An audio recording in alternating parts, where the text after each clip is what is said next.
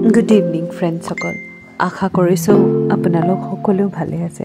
আহকচোন আজি আকৌ মোৰ গাৰ্ডেনৰ আৰু এজোপা ফুল গছৰ লগত আপোনালোকক চিনাকি কৰাই দিওঁ। এই বগনভিলা গছজোপা লগোৱা এবছৰে হ'ল। এতিয়া দেখিছে নহয় ফুল ধৰিব লৈছে।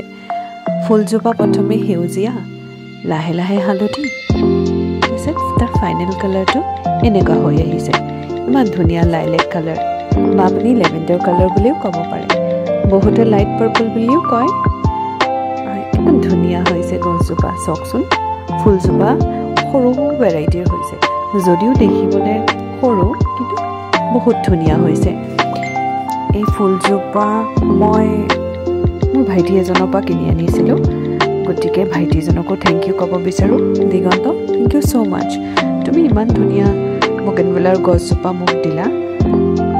অপেক্ষা কৰিছোঁ, ৰখিছোঁ এবছৰতকৈ বেছি, কিন্তু ফুলজোপা দেখি মোৰ মনটো ভাল লাগি গৈছে।